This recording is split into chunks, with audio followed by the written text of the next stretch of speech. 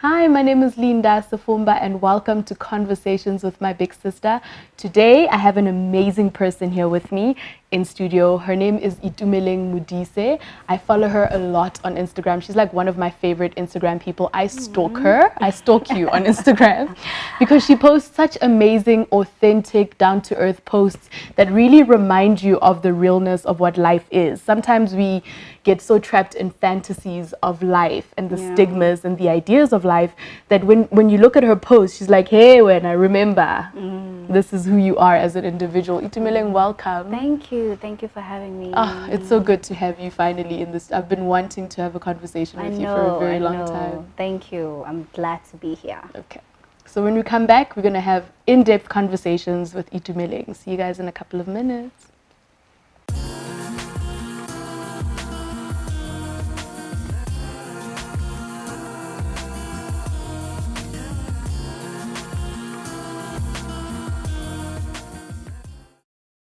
So Itumeleng, I think I would like to know, where are you from originally? Where do you come from? Where were you raised? Tell us a bit about your background. I'm from the East Rand.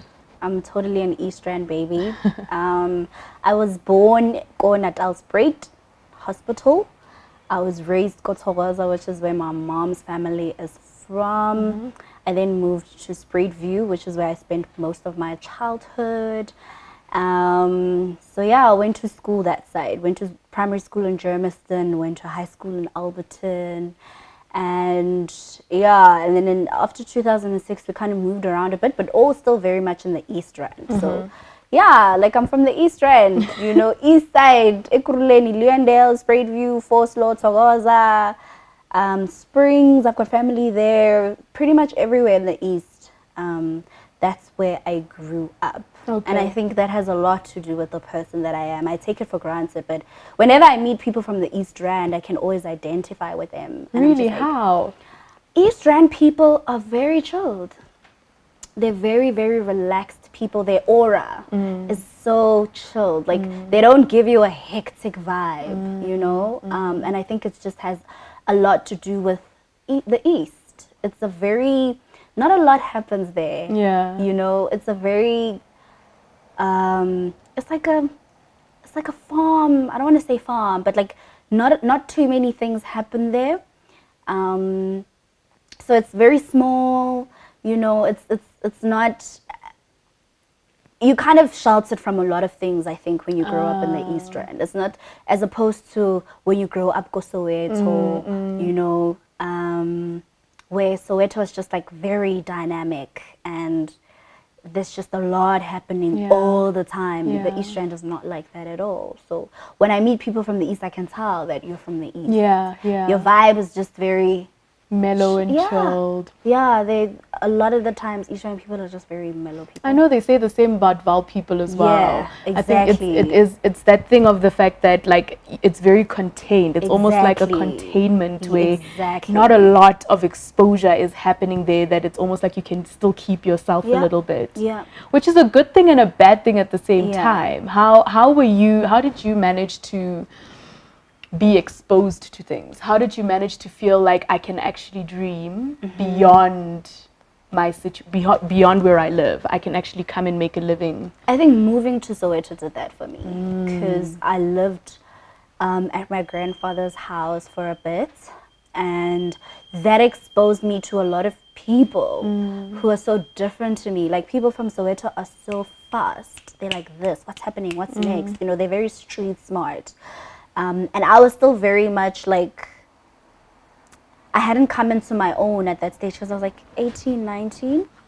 Yeah. You know, I knew the things that interested me. Like, I was always a creative child. Yeah. I was always like the child who's dancing and for the family. Yeah. You know, I was the entertainer as a kid. You know, I was always drawing on something. I was always cutting up clothes and, you know, sewing them back and doing my own thing. I was always that child. But I never thought it could be something that I do, like, as a living, or this is what I do. Sure. It was never something that was just, I guess, how can I put it? Like, it can actually make an income. Yeah, it was never something that I was told to keep doing. It was never nurtured. It was nurtured to a certain extent because my mother knew I was artistic. She'd always buy me stuff to paint. She knew, but not to the point where you can do that after school, after high school, you know. So when I moved to Soweto, that's when I was exposed to very creative people and who are doing that as their living. Like, that's what you do. You're just creative for a living. So that's what kind of made me come out of that and make me realize that, you know, you can do that. Is that what you ended up studying then after your high school? Was that the direction you took? So after high school, I did a year of BCom finance, you know, because also in school, I did very commerce subjects, you know, so it was always told, you're smart, do this, do maths, do science, do accounting, you know, you're going to get a good job with these, or you're going to be able to study anything with these subjects. Yeah. So I did become finance for a year, and second year there was... I would never say you do. You never imagine, right? I thought you did Boma graphic design, fine art. Not even. I have never studied anything remotely artistic. I am actually very surprised. I am so shocked. Yeah, it's strange, but yeah, I did that. And second year, there was a lot of complications with my registration, so I couldn't go back to school. And that's when I started working, and I started teaching English online. 'Cause I did well in English at school. I loved English, you know, so I was like, okay, that's something I could definitely do. So I started teaching online, English online. And yeah, I liked that job a lot because it also helped me to come into my own. Because I realized how I love engaging with people and how good I am at speaking. It made me like nurture that part of me, because it was very much, you were a teacher, but you were very much a conversationalist for the students, because the students wanted to practice their English more than learn. They just wanted to learn how to converse with someone in English. So I was that person for them. So yeah, that job also made me realize, you know, maybe look into presenting, maybe, because I felt like it was a great platform, but I was underutilized. Oh, shucks, in that platform. I felt like I can do more. I can engage with more people. I can talk with more people, you know. So that's where I started being interested in things that involve TV and film and things like that. So, yeah, that's my background. Okay, and who raised you at home? Like, who raised you back home? Okay, my mom, I'd say for the most part, raised me and my big brother. Yeah. So, I come from a nuclear family, you could say. I lived with my mom, my dad, my big brother, it was me. My dad had other kids, so I have half siblings from my dad's side. But my mom raised me, or us, in that she was so involved in every single part of our upbringing, whereas my dad, not really. I don't think my dad knew how to be a dad. You know, he didn't understand, or maybe he didn't take enough time to want to learn, because he was so involved in just trying to provide, which I think a lot of black dads fall into the trap of. Because I can't honestly point out a conversation with my dad where my dad just sat down with me and asked me what I like, or what are you doing at school, or what's happening, are you enjoying this, is it nice, you know, do you like this, what don't you like. I never had that conversation with my dad. My dad never disciplined me, you know. He never told me, no, this is wrong to me, or, you know, how we talk so as ngwana, as it was all my mom. It was literally my mom. So my mom raised me. Like I said, she did try to kind of see her, oh, my child likes drawing.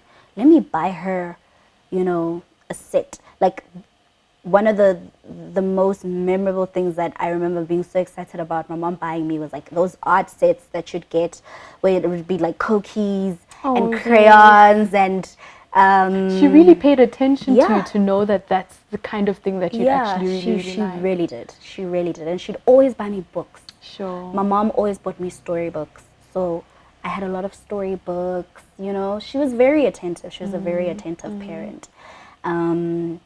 Even at school, my mom was there for everything. Every single thing that I did at school, every single award, my mom was there. So my mom, you did well, Mom. She raised me. Yeah. My big brother also contributed a lot to the male figure. Yes. Because my dad was there, but not really.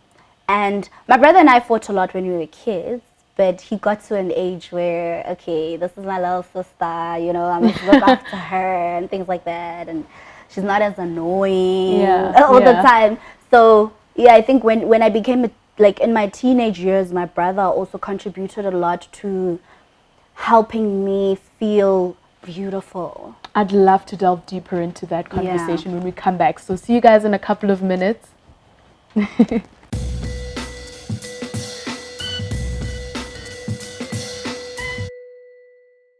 So I really would like to speak deeper about your relationship with your brother, because my one question that I was going to ask you was, do you think the fact that you weren't as close, you know, with your dad and not having those conversations with your dad, did it contribute a great deal to your relation with men today? But I see that your brother played a very strong role, you know, in that regard. So how were your conversations, and how was your relationship dynamic with your brother?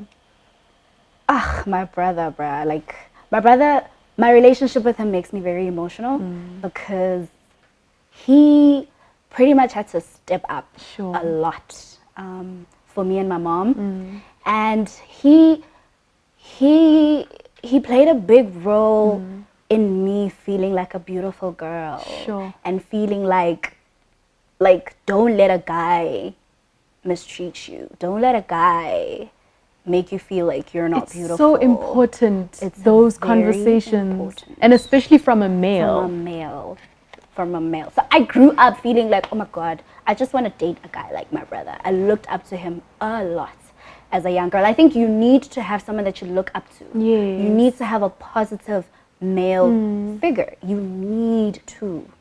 Whether you're a boy or a girl, you need to have that male in your life that you look at, and it's just a positive figure in your life.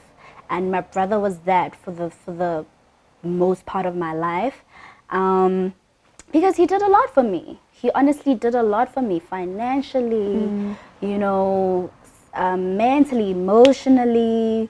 He'd always just encourage me. Even when I started getting into the arts and, you know, all these creative things, he'd be like, nah, little sis, you can do it. You want to do this? Nah, little sis, you can do it. You know, and he'd always try to help me. Even if he didn't understand exactly what I was trying to achieve, he just always reassure me. So my brother played a big role in just reassuring me. Whenever he could, he just reassured me. And a lot of things happened with my mom's relationships, where he would just be like, don't let a man treat you like that. If you ever in a relationship with a man who does that, tell me. Let me know. Don't ever be afraid to talk about it. You know? Yeah, he would just tell me, don't keep things inside. Which is weird because he does that. He's not much of a talker, you know? But he would always tell me you must talk about it, you must tell me, you know? So yeah, my brother, he kind of contributed to me feeling like, I'm beautiful. I have something to add, you know. I can be with someone who looks at me and feels like I'm the world to them, because I was his world. Literally, he would tell me, he's like, little sis, you're my world, you know.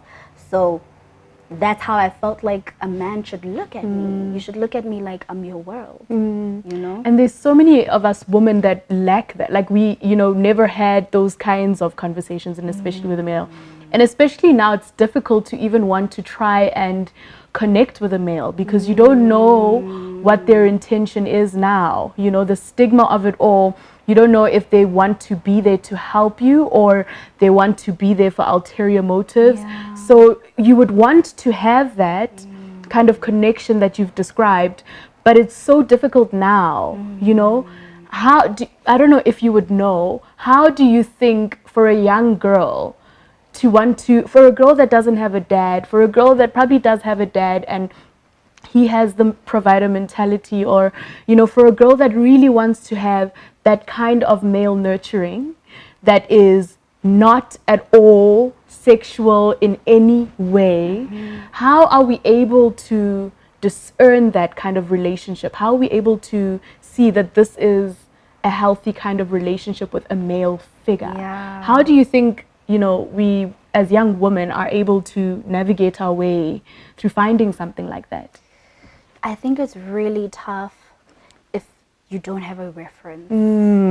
Oh, that's You strong. know, it's tough when you don't have a reference, something that you can go back to and say, but this person made me feel like this, so that's how it should feel. Yeah. You know, I won't lie, it's tough when you don't have a reference. Yeah. And a lot of us young females, we don't have a reference for a positive male figure in your life, and a consistent one, because consistency is key.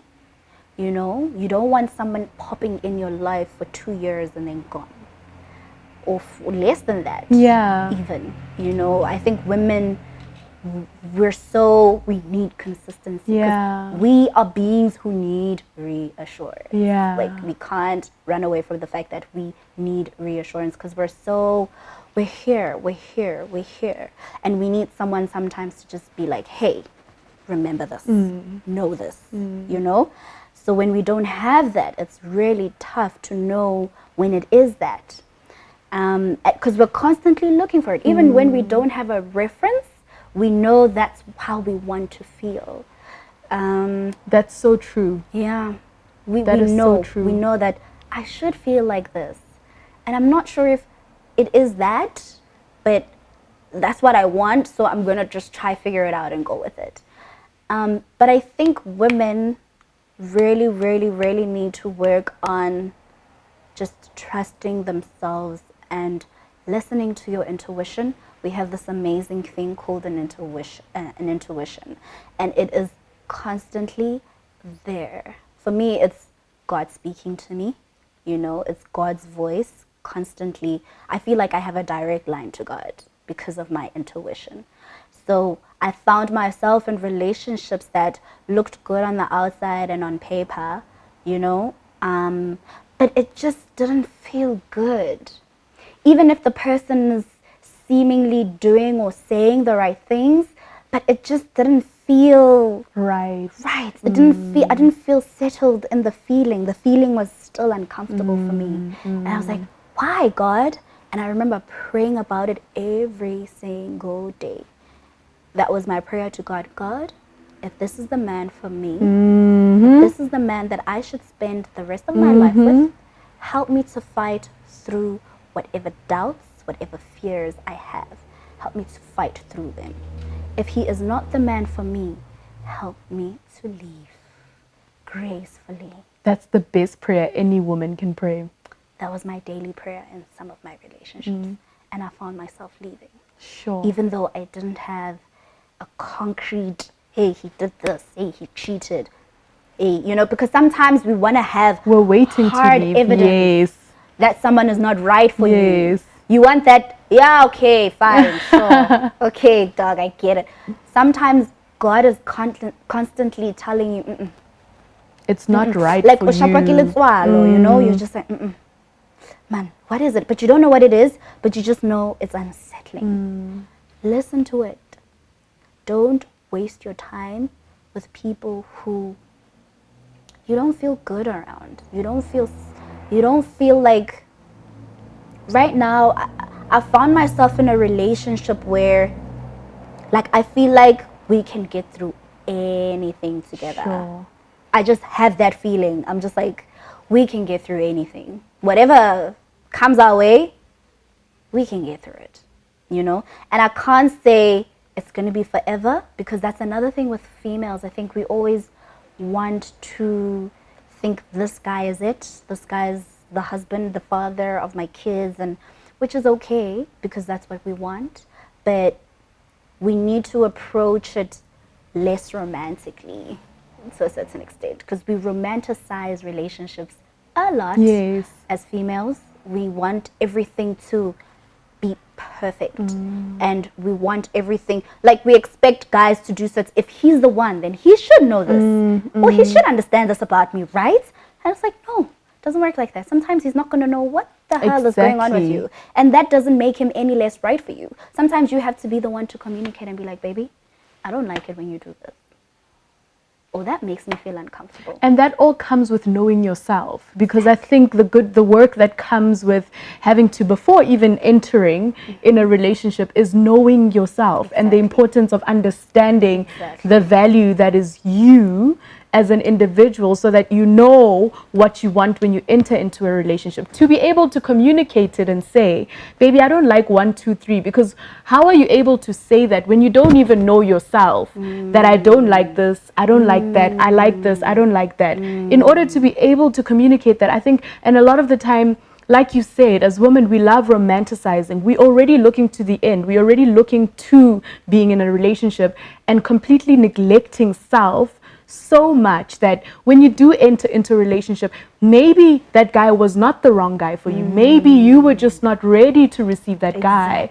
Maybe you just were condoning something that you were supposed to teach him and say, I don't like this a lot. I don't know, some girl lied to you so many times. This is not great, you know. But that comes with having to understand your intuition, and having to understand and having to be secure with yourself as an individual.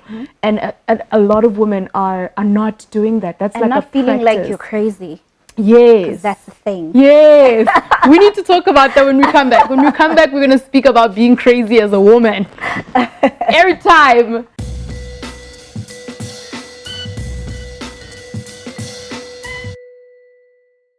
Hi, I like this, the crazy subject. I think that's the one we need to focus on a little bit. Okay. Like, a lot of the time, yes, I know that I've been in relationships where I felt crazy, where I felt like I keep on saying firstly the same thing over and over again. And I keep on expressing it and saying, and then I seem like I'm the one that's mad. And he would also maybe say, you're actually crazy, like you're insane for thinking that, you know. But sometimes your intuition is really telling you something that is so true, and that we need to trust it. How, as young women, are you able to navigate through that, through feeling crazy in relationships, through feeling crazy when relating to men? You know, because I think as women, a lot of the time, I'm so sorry, we always want to be understood, you know. And how are we able to not want to feel that way?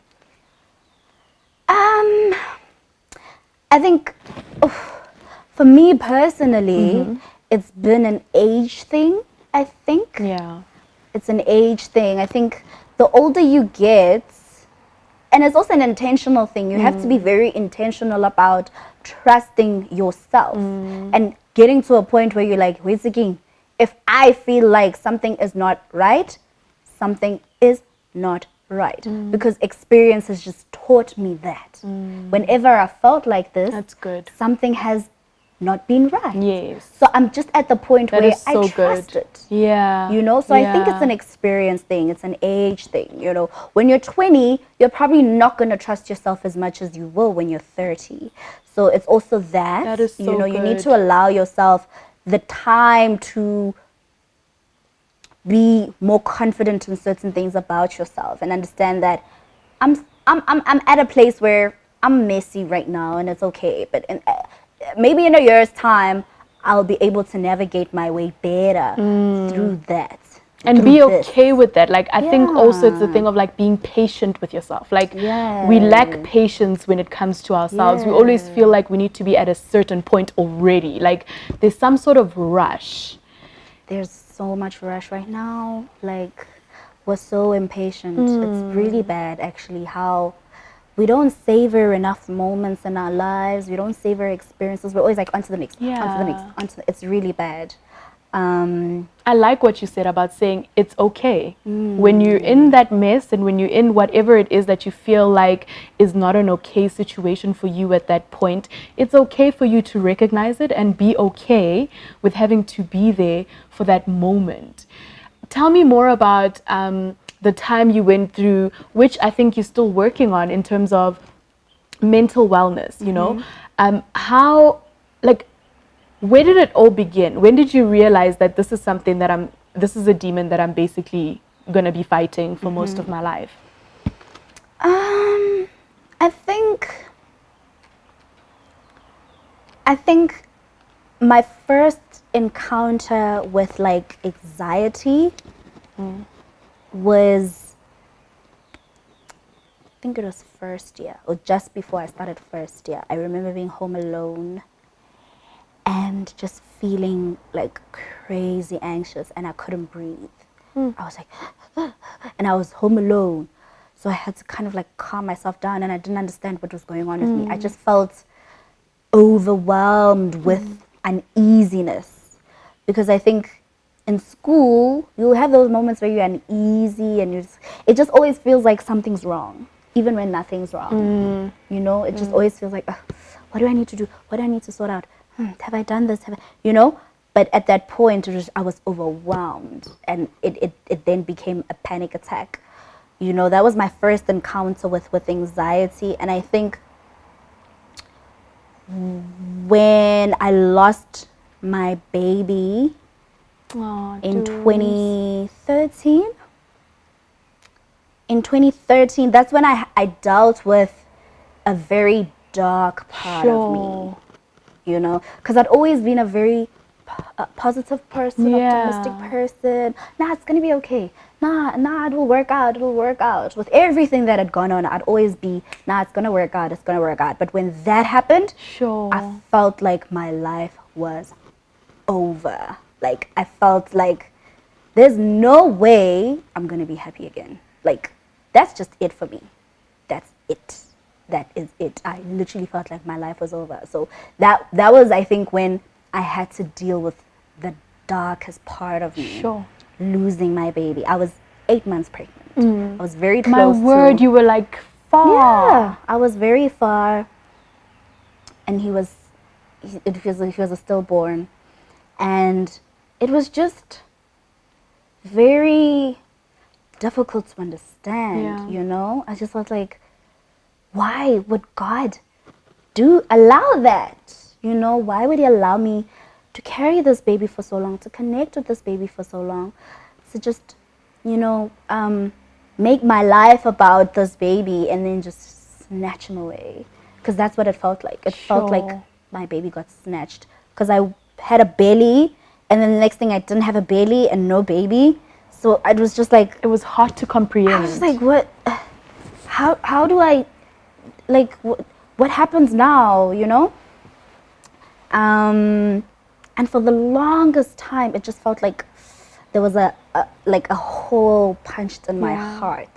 I was such a sad person, you know? And I remember my brother, he would be like to me, please don't be so sad. And I was like, I'm just sad.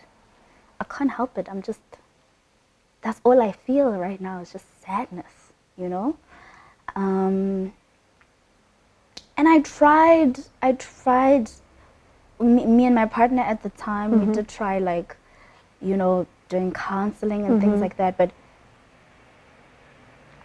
I think also when you get help, it depends on where you are. Because when you try to seek counseling or therapy just after something happened, sometimes it just feels pointless, because you're just like, but this is not going to change anything. I still feel crappy. This is not going to bring him back.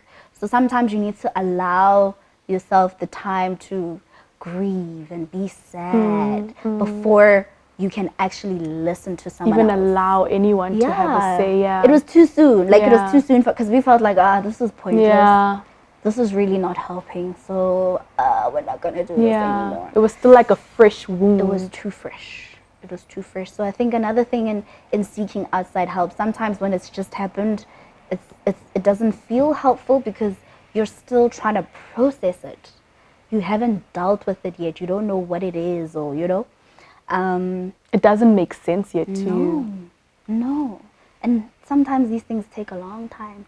Years to make sense. So yeah, I think that was like a very dark time for me. Luckily at that point, I was kind of already very much into self-awareness. I was already into meditation. I was already into, yoga, things like that. So that I think contributed a great deal in helping me just feel like it's okay to be alive still. It's okay for me to be here still. It's not the end. It's not over, you know? And I had a medium session where I spoke to a medium. I spoke to my baby spirit through a medium. And like, I know not everybody believes in that stuff, but I always talk about it because for me, it was such a profound moment in my healing. It provided so much comfort for me, and you can't explain that to anybody else. It has to be something you experience to communicate with a spirit. And I think for me, it made me realize just how spirits are real. Sure.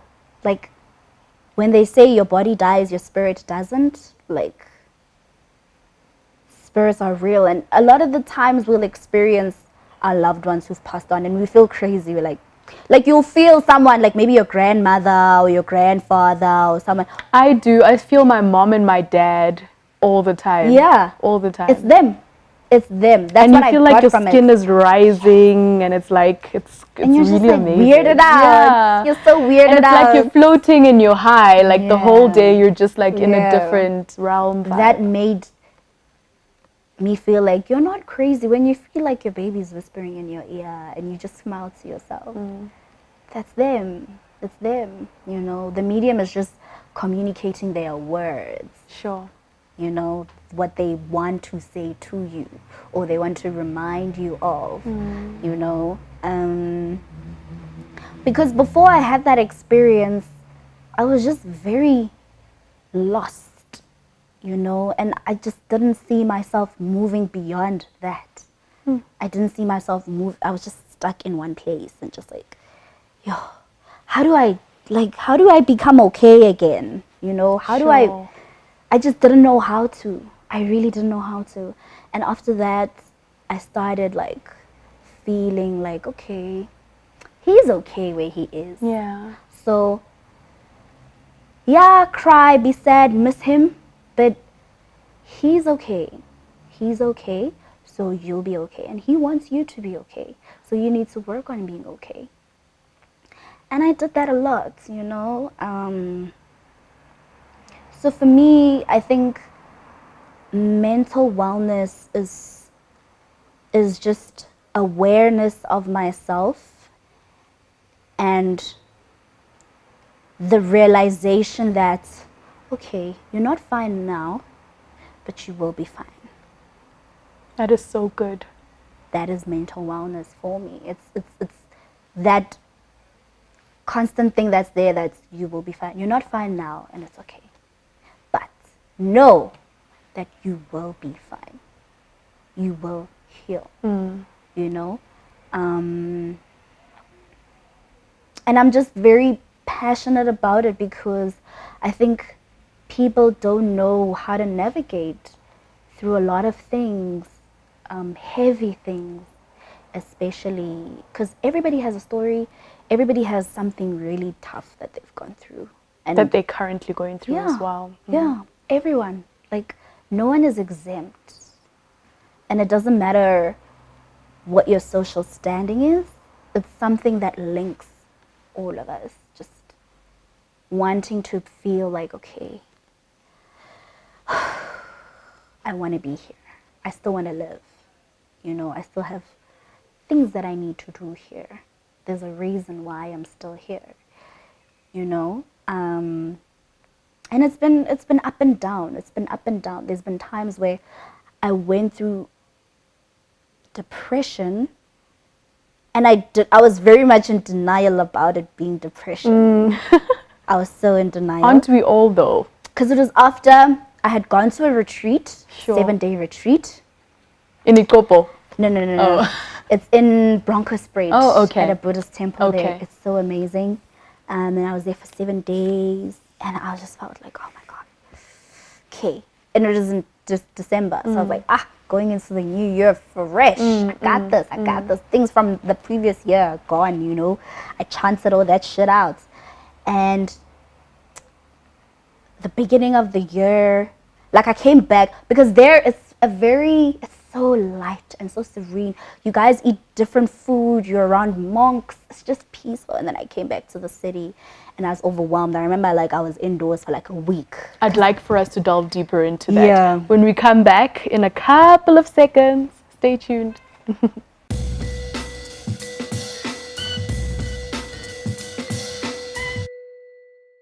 Yes, like you were at that Buddhist retreat. I know. I remember. I went to Ikopo though. I went to. I've heard about that one. It's really cool as well. Like Yeah. it's literally within mountains, and you drive for like a while. I've driven past yeah, it. it's really cool. But this one sounds more interesting. Yeah. And so when you were there, it was obviously December, and you were already almost going to be stepping into the new year, fresh as you said. So how was that experience for you? At the retreat. Yes. Oh, the experience was amazing. It was challenging. It was so challenging because we had like a routine. So we'd have to be up by 6:30. Then we'd do like a short meditation, like 20 minutes.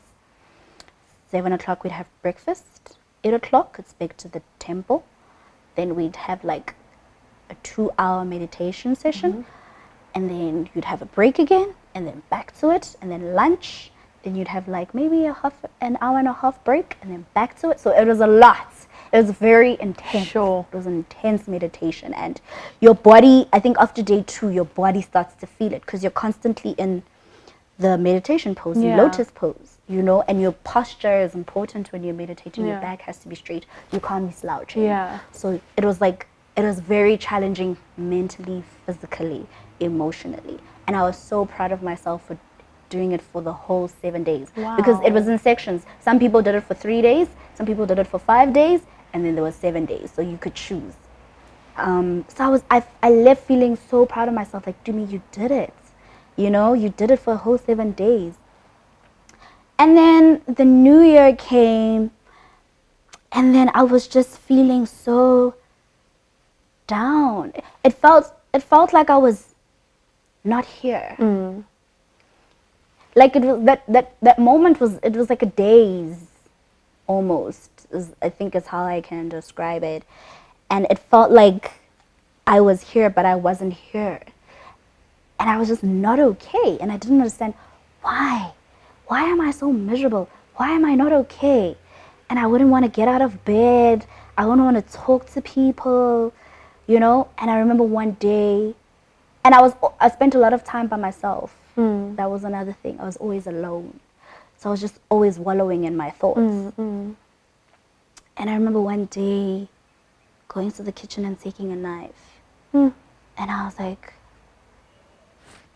what are you doing? And then I left it. And then I was just like, oh shit, I'm not okay. That's when it really hit me like, dude, you need help. Yeah. You're not okay. And I remember I called Static, and they helped to calm me down. Because when I realized what I was about to do, then I was just like, oh shit. And I was like panicking. Then I started having panic attacks and I couldn't breathe, you know? And I called Static, and the lady calmed me down. You know, she was like, no, what's going on? Talk to me. I'll stay on the line for as long as you need me to, you know? And that's when I realized that depression is so, I think it's a misunderstood, I don't know if I can call it an illness or disease, but it's very misunderstood, because even I misunderstood it, I think, until I got to that point, you know. And I was also taking medication, or supplements and medication. So I feel like that was it. It also had a lot to do with the chemical imbalance in my body. Was it medication for depression? No. Or was it for something else? It was for something else. Oh, okay. It was for something else. It was for my blood. Ah. It was medication for my blood, because I have like mild anemia. So I was like, because it was a very physical thing. It wasn't so much mental, because there wasn't actually anything wrong. It was just a physical, my body was just heavy. My mind was very dazed. A lot of the time I was here, but I wasn't here. You were very passive. Yeah, you know, that's when I realized, I'm like, this thing it's layered. Sure. It's not just I'm sad because something bad happened to me, so I'm depressed. It's layered. It's way more complex than that. You know, sometimes nothing's really wrong in your life, but you're just not okay chemically, physically, you know? So you need to be able to be so aware of yourself that you pick that up and you seek help. Sure. You know, you ask for help, because also we can't figure everything out ourselves, guys. We really can't. We'd like to think we have it all under control. But we don't. You know? So I started feeling like being open about my experiences like that, because I've realized that people need to know that they're not alone. Because when you're going through this, you feel so alone, and like no one will understand, or people will look at you like, dude, Exactly. what do you have to be depressed about? Exactly. Like, exactly. Why are you depressed? You know? And that's why a lot of it becomes hidden, because of that reaction that we would be fearful of receiving, of why do you need to be depressed? I got mugged yesterday, like, you know, and I think it's that gratification of knowing that, you know, no matter how small, it's not small, it's big for you, you know, because we all come from different experiences, and something that might seem small to me is huge for you, and something that might seem huge for you is small for me, you know, and that's an okay thing, like it's an okay situation, you know. And I love what you said when you said that you were able to, you know, sit there and recognize that there is something wrong, because a lot of people they're very unable to recognize that there is something that is not okay, you know. And you mentioned a lot about spirituality and the importance of that, because I think that as well is a huge contribution to our humanity, you know. And so, you know, coming to that point, what is your spiritual practice? I know you've mentioned, you know, a couple, because there was this thing that I always keep on mentioning it. I saw it, you know, Oprah was talking at some point, and she spoke about the importance of a spiritual practice, you know. I realized, and I got the revelation of the fact that as a person, you have a physical body, but you also do have a spiritual body. And at times, when you go through so much friction in life, your spiritual being is sometimes already in your purpose or in the future, and your physical body is still at the present state, trying to catch up, you know. And we end up going, okay, I need to go see someone in order to understand what's going on. But you need to actually be still and do a spiritual practice to align you again with your spirituality, you know. And a lot of the time the friction comes because your spiritual man is there, your physical man is there, and you need to you do your spiritual practice to bring yourself back to, you know, life. With me, I'm Christian, so my spiritual practice a lot of the time when it comes to big decisions, whether it's a breakup, whether it's, you know, work or whatever big situation that's happening, or, you know, when things don't make sense in J, I fast. So I'll fast, or I'll pray, I'll meditate on the word. I will, you know, those are the spiritual practices that I know God has communicated to me as an individual that work for me, you know. And so for you, like, what is the spiritual practice that, you know, has been placed in your spirit to do in order to align your physical man and spiritual man? I know you mentioned yoga and meditating as well. Shoo, like, I grew up in a Christian household, you know, so my foundation is in Christianity. My mom is like such a spiritual woman. Like, yo, my mom. So my upbringing is in that, you know. When I started not living with my mom, and I felt like, I know, like, this doesn't work for me. Like, it's not for me. I stopped going to church. I remember I stopped going to church, and my mom was not happy with that at all. And she would just be like, "Do me, oh, let's get again. What's I get again?" You know. And I think at that time, it's when my life felt very unstable, and I was questioning so many things in my Yeah. life, you know. And it's just been a culmination of things that I've come across, I think, that have placed me at the place that I am now. At some point, I was doing a lot of Buddhist practices. So that's your Eastern practices. So Yeah. like meditation. Well, meditation is quite expansive. I think it's, you don't limit it to one faith. I think most, all faiths meditate. Yeah, they do. We all meditate. Yeah, We yeah. just do it differently. I think with Eastern practices, they focus a lot on breathing. Because I just realized something when you're talking about your spiritual man and, you know, your physical man.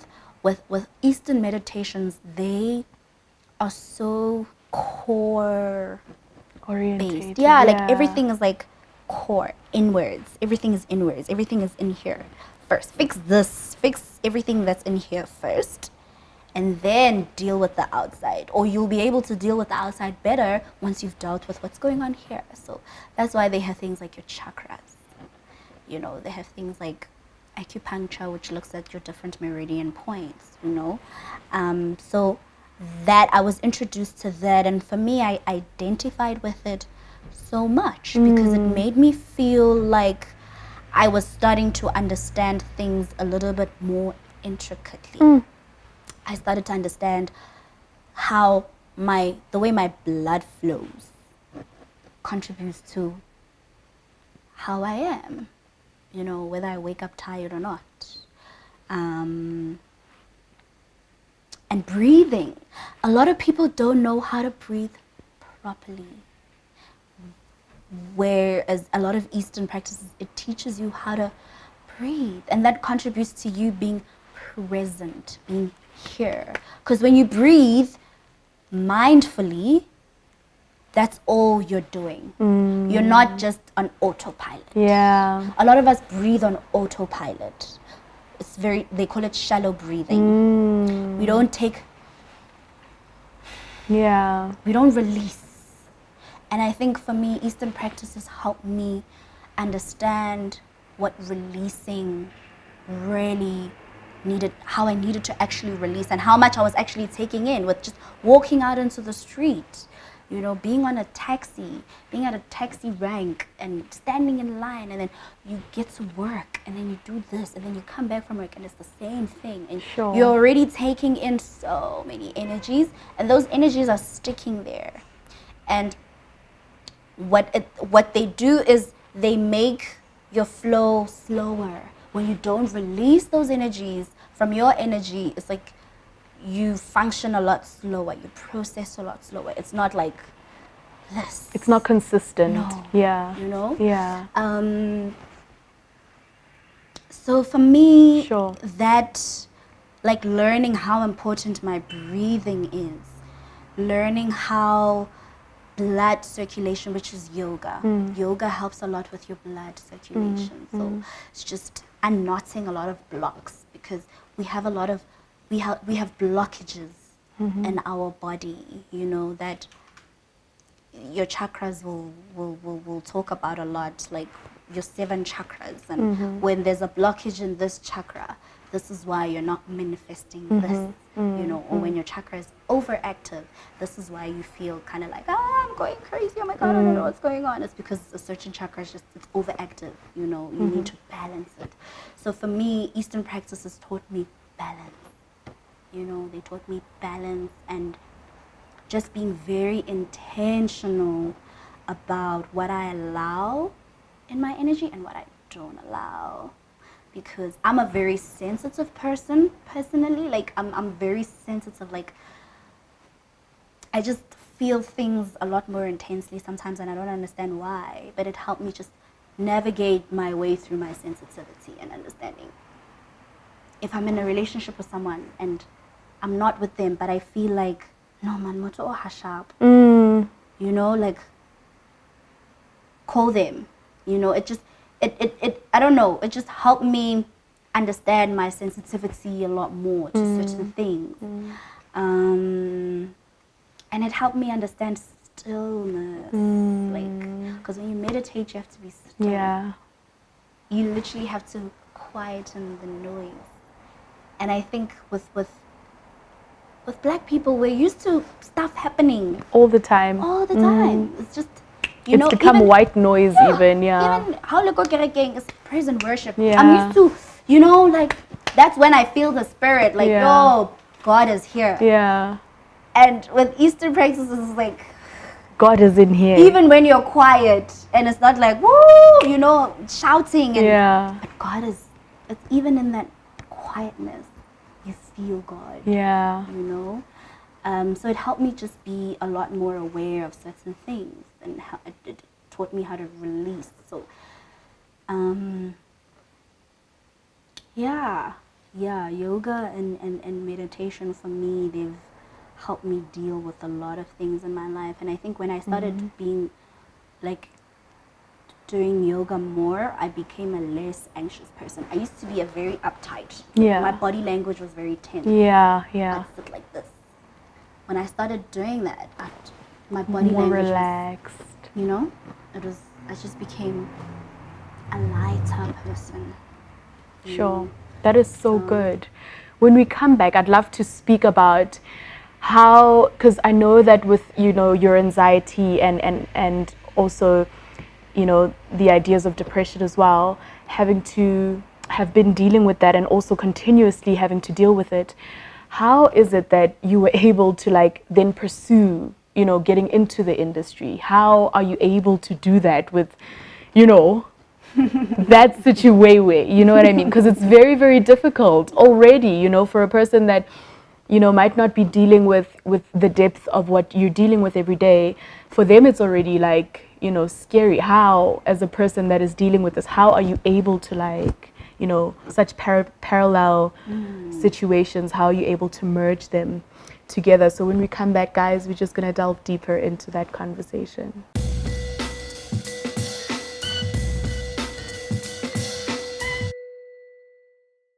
So how are you able to pursue, because I know that you are, you know, pursuing to get, you know, within the entertainment industry.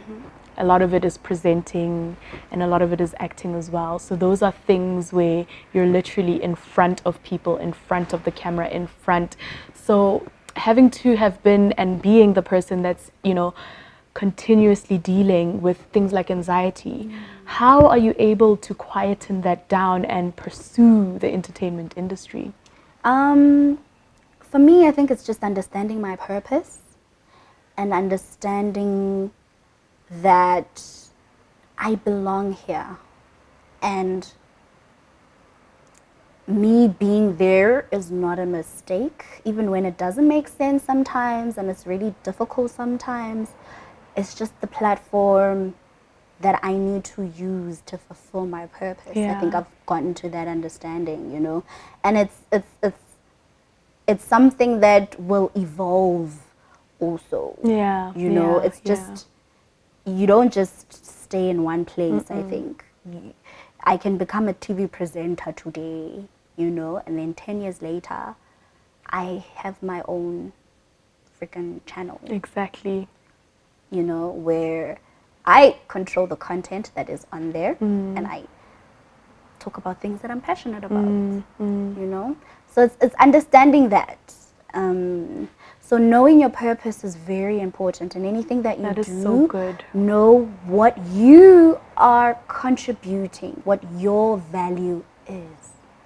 You know, I've come to understand what my value is. I think it's something that I'm constantly realizing or learning, but I realize that that is my value. You know, the fact that I am able to talk in front of people and be open about and be vulnerable, you know, and be raw about a lot of things. Not everybody's able to do that, you know.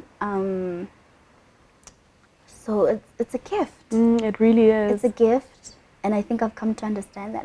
And then it took people telling me that, like, dude, you have a gift, you know, or dude, your energy, you need to share it with people, you know. Like, I constantly have people reassuring me or telling me, like, how I've impacted their lives. Sure. And just purely from being myself and just also trying to figure things out. But it'll impact people in such a way that I feel like, where else should I be if not here?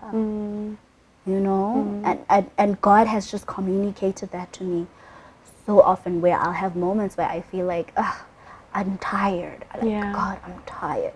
And then someone will inbox me and they'll be like, dude, don't stop. Please. They're like, please don't stop. Please don't even change. Never change anything about you. We need you. You know, people will, they're like, we need someone like you. So it's that for me. Like, people have been so supportive of just me as a person and what I'm trying to do and what I'm trying to communicate, that it's just, where else do I belong but in that space, you know? And I think I also need to be a voice for creatives in the mental wellness space, because artists go through so much depression. Yeah, artists are depressed. I always say, for us to even create, like for artists to create something, it comes from a place of darkness. For them to be such mature artistic souls, it's all deriving from a very, very, very, very dark place. Very, very dark place. Artists need help. They need help. It's like scary. And they don't have the freedom. I feel like it, even when you do talk about it, people look at you like, look at Kanye, you know, like Kanye went through a tough time and people were still so judgmental and so like hard on him. And it's like, guys, he's human. You know, he lost his mom, he went through this. And it's like, give him a break. Like, he's human. Do you understand? Yes, he's a genius and he's got money, but that doesn't make you any less vulnerable. You know? And as humans, we've lost touch with our vulnerabilities. So and that is us robbing ourselves and each other of community. So because we much. connect on such a level of depth that we misinterpret it with the fact that we only connect on a level of visage, you know?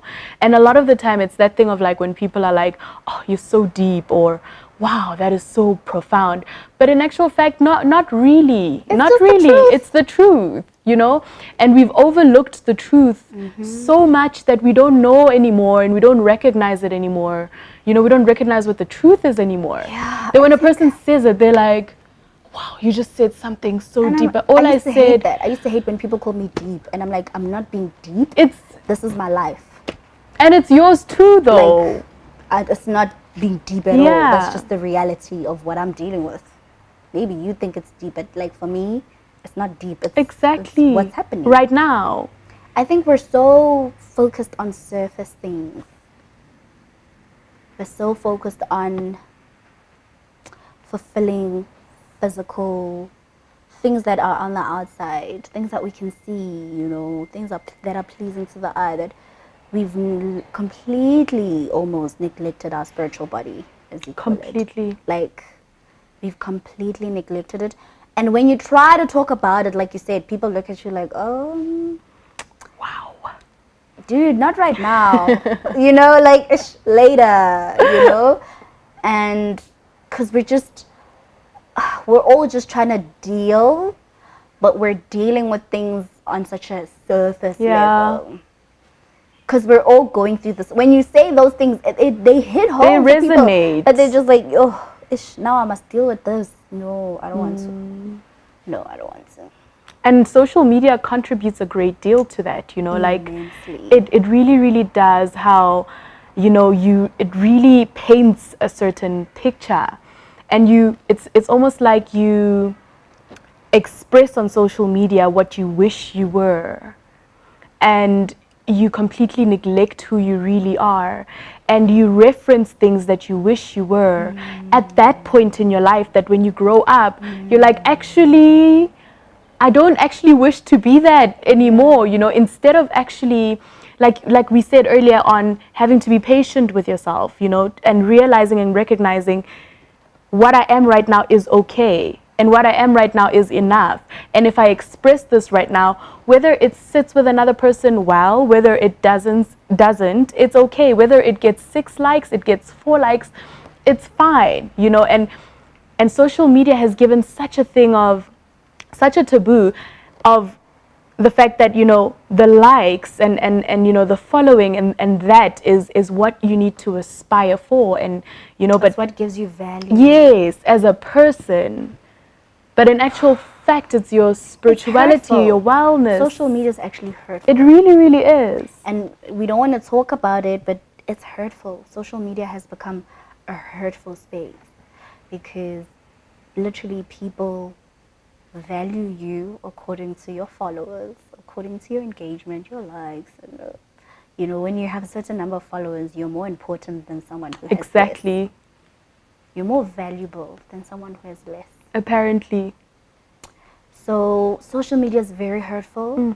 But it's become that thing that we can't really avoid it. So you kind of, you roll with the punches, I guess. Yeah. You know, you roll with the punches. But like for me, it's a hurtful space because, like I said, I'm very sensitive. And I think it's just affect me. Like I went off Twitter for years because it was just too hurtful for me. And I would take it personally because I'd feel like, why would you say something like that to someone else, like someone's child? Yeah. Like that person is a person, they're human. You know, why would you be so callous in your words? Why would you be so intentionally hurtful? Like, I don't get it.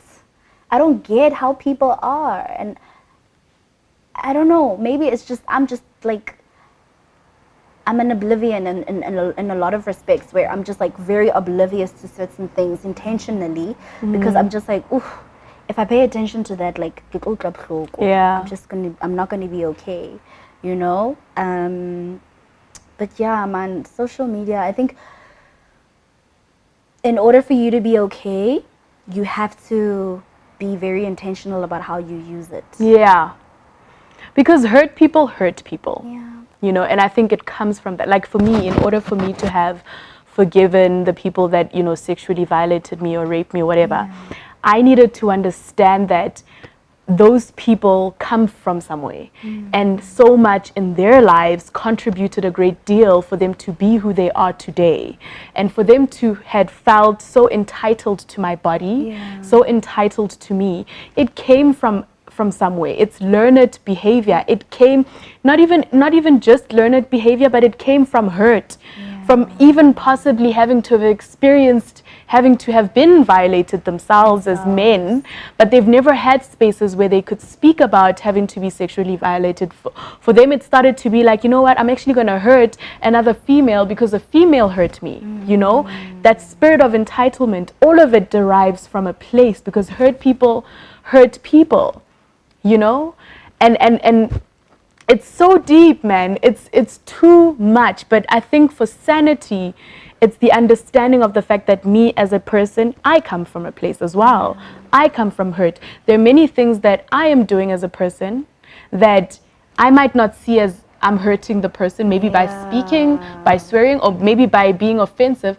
But I don't realize that I'm doing that because I come from a place where this is how I speak, this is how I'm talking. The words that I'm using are words that have been used on me for a very long time. Even the person that emotionally abused me for 5 years, to forgive him, I needed to understand that he probably didn't even know that he was emotionally abusing me. He probably thought the way that he was handling this relationship was the right way because of how he viewed it back in the day when he was being raised, you know? So there's just so much as humans that we deal. Is so important. It's imperative. Because when you don't have awareness, you don't know what you're dealing with. And what you're doing. Yeah. You know, you don't know what the root causes are. When you don't take the time to get to know yourself and why you are the person that you are, you know, you don't even realize, you can't even explain. When someone says, like, yo, you're just like, Nothing. You know, because you're not able to look at yourself and be like, hey, dude, actually, this is why you talk like that. Sure. So try do better, you know? So awareness is so important, guys. Take enough time to understand yourself and why you are the way that you are.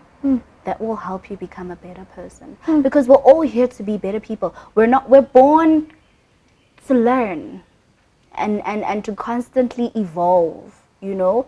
And a lot of things aren't in your control for a big part of your life, but there comes a time in your life where you've grown.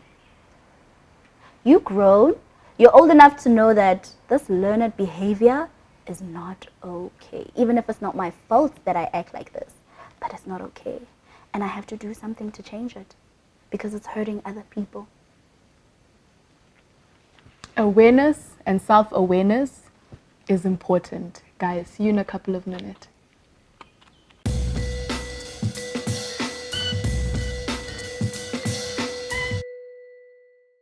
I know we spoke a lot about the idea of having to be self-aware, and especially for women. And I know that with you specifically, you're pursuing an industry that a lot of the time abuses women, you know?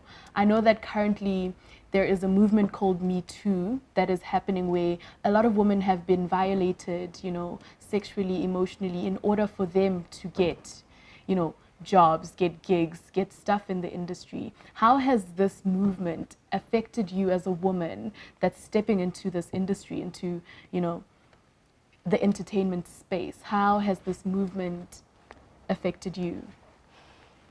I mean, it's tough as a woman, as a black woman, to really break into the industry, first of all, because your looks are like in the forefront of a lot of things, you know. And also it's a very shallow industry. Yeah. We need to be aware of that. So your looks play a role a lot of the time, if Yeah. not all the time, you know. So it's just being constantly made to feel like, oh, you're not good enough. Yeah. Or if you changed your hair, you know, it would work. Or if you dressed like this, or if your body was like this, Yeah. you'd fit. You know, it's something you can't really control mostly, because it's just like, that's what they're looking for. Yeah. That's what they want. Hey, I don't fit that role. It's okay. And I've had to, I used to beat myself up so much before and feel like, oh my God, I don't look good enough. Or, you know, like, oh, I need to change this. Or, oh, I need to look like this in order for me to get into this. I need to have a big ass in order for me to get into this, you know. I battled with it a lot in the beginning, to be honest with you. Because I just felt like I'm not talented enough. Maybe if I looked a certain way, then people would pay attention Yeah. to me, you know? Because you start to feel like your talent is not enough. Your talent is only an afterthought, you know? So I think as women, we need to do a lot of work on just feeling like I add value and I'm talented enough. And you need me, you know? And I've had an encounter with a producer who was trying to get in my pants, you know? And I look back and I'm just like, I'm so grateful that I didn't allow him to do that, to feel like he has so much power that he can just get what he wants from me in order for him to give me that opportunity. You know, because a lot of these producers or the people who give opportunities are male. Every time. They're male. So you have a lot of encounters with males. Sometimes you'll feel uncomfortable, but you'll suck it up because you're just like, just, you want the job, just, you know, be cool, be cool, you know? And I didn't realize just how deep it can go until I had that encounter where I was like, Sure. like, wow, that actually really happens. Like, that actually happens, you know?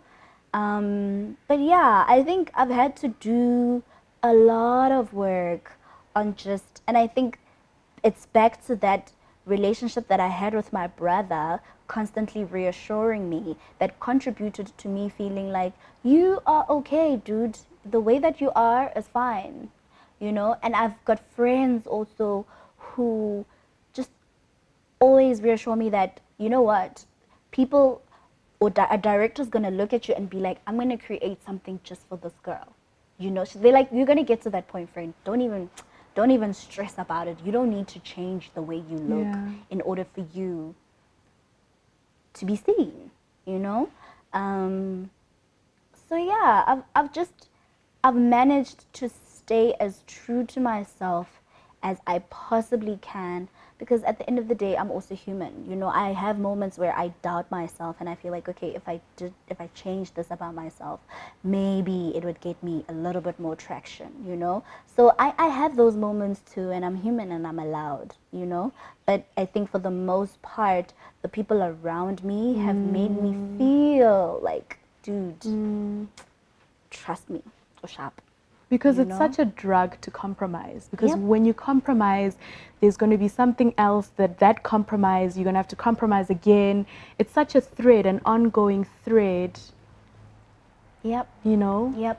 So also just have good people around you. Have people around you that make you feel good. How do you know that those are good people? Like, you know, because sometimes as a young girl, you're surrounded by people, Yeah. but you don't know that this person is actually a bad influence. It's always an older sister or an older mom that's like, that girl is not the right friend Nah. for you. Nah. So how do you know It's as trial a and young error. girl? Exactly. It's trial and error, man. It's trial and error.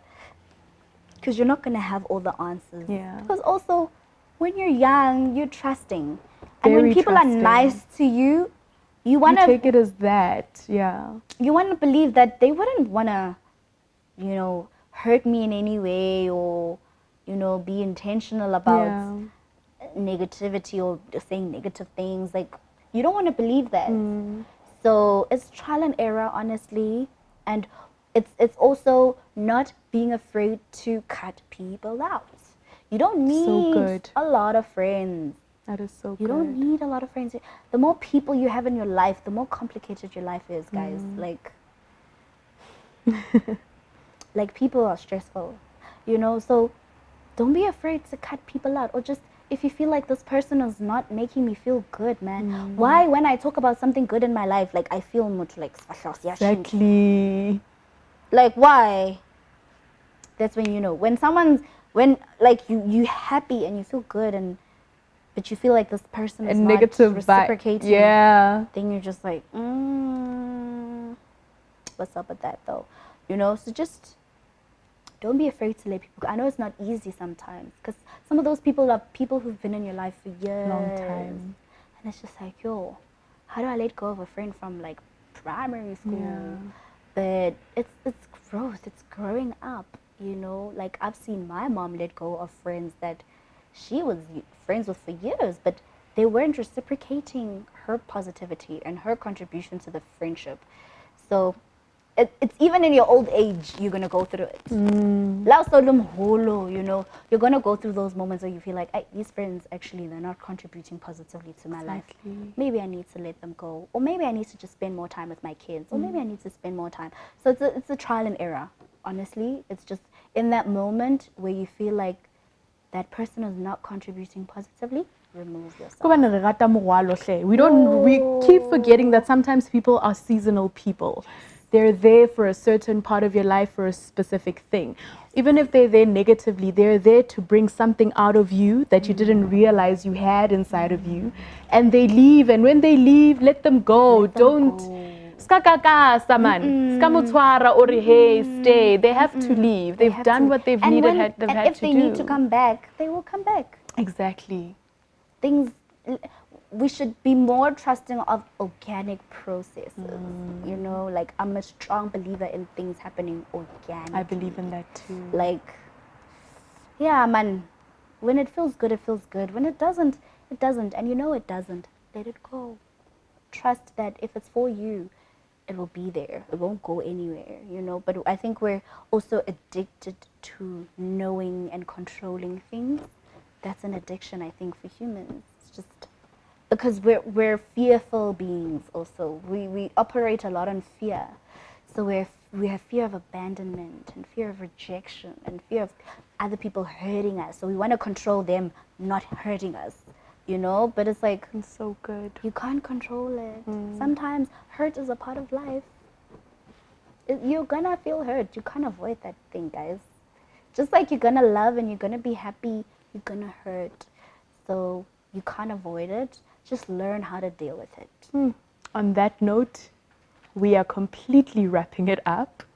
It was such a jam-packed conversation. There's so much that you said that resonated with my spirit and that resonated with me so much. And I can imagine how many people understood and resonated with everything that you said. You also articulated it so well. Like, Thank you. it was so distinct and so clear. You couldn't have missed a word or a beat of what you were saying.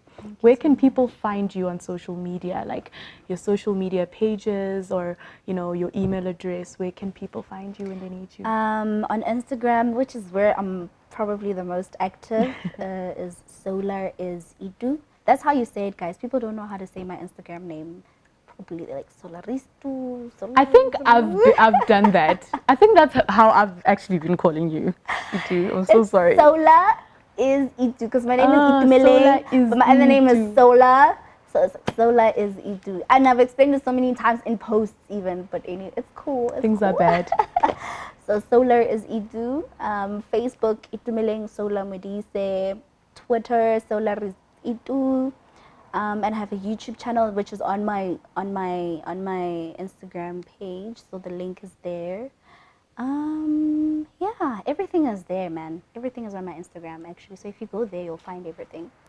Thank you so much for opening up so much of your heart to us and just pouring it out to us. We're so grateful for firstly your time and your heart. Like, we're so grateful for your patience as well, and just being in this space and talking such relevant topics that need to be spoken about today, you know, in society.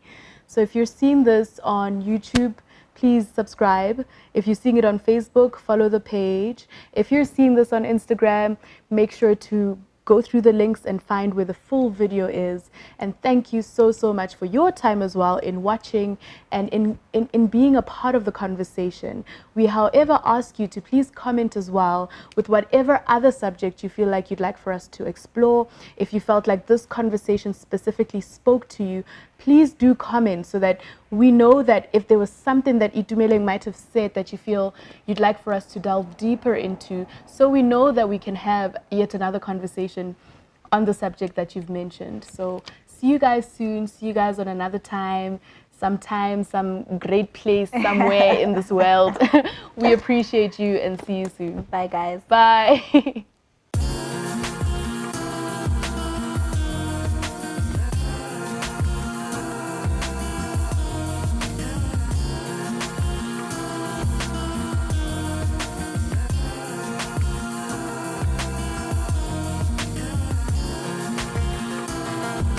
Qoolerbox.